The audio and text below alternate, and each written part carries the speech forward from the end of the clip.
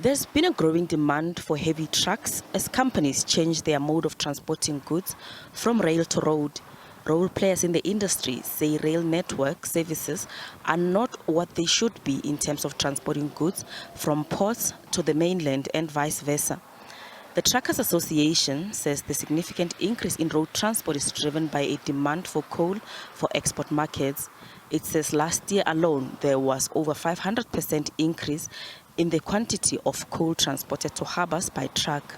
The mining houses are the ones that are now, blending quite a lot of coal so that they can be able to, send it to the harbor. And, most of the trucks that we are seeing that are doing quite a lot of congestion at the harbor now are the side tippers truck. The National Association of Automobile Manufacturers of South Africa says the demand for heavy commercial vehicles has been on the rise over the past 3 years. This as companies opt to transport goods by road and also for cross-border activity as goods are moved to other parts of Africa by truck. We've had some major challenges, in terms of supply of different models into the market, purely because of challenges that we've had in terms of our supply chain. The semiconductor issue continues to be a very big challenge in terms of meeting all the demand that we see, and also the challenges that we've seen in terms of the geopolitical conflict in Russia and Ukraine has also impacted very directly some of our production lines. And then, of course, we also know that China, for the longest time, has obviously reintroduced restrictions in that market, and many of our local assemblers still get a lot of components from that particular region, from China. And then, of course, lastly, load shedding in South Africa has also impacted very directly component supply, because a lot of our suppliers that are local are not able to produce some of the components on time. The Road Freight Association says there is a shortage of good roadworthy vehicles in the country, while some may settle for second-hand vehicles, which will likely come with problems that are expensive to fix. There is a huge demand for coal trucks, what everyone is calling side tippers, and that's because of the way in which they offload the coal.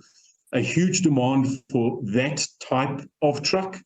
And obviously, there's only a certain amount of trucks available, so there is a shortage. There is a fair amount of second-hand vehicles that are available, but the concern is whether those vehicles are in a fit condition to run. Why are they second-hand? Because some of them might have reached their end of life, so they really now need to be scrapped. I'm not saying all second-hand trucks are like that. I'm saying there's a fair percentage of that, I'm sure.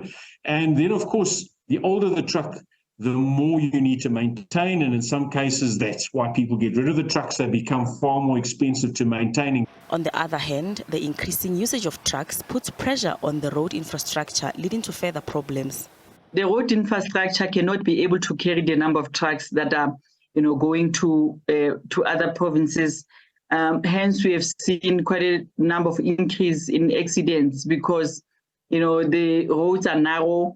And drivers are impatient because of the long distance and the delay from the harbor. When they have to offload there, we've seen quite a lot of congestions of trucks standing on the queue to try and offload and come back.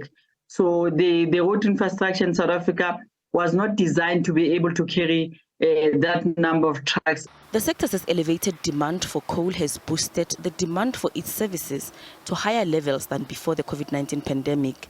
NAMSA says a lot of local assemblers are working together with their global partners to try and alleviate the shortage of trucks. The association says some of the trucks needed are imported to ensure that customers do get their stocks on time. Gloria Sefako, SABC News, Johannesburg.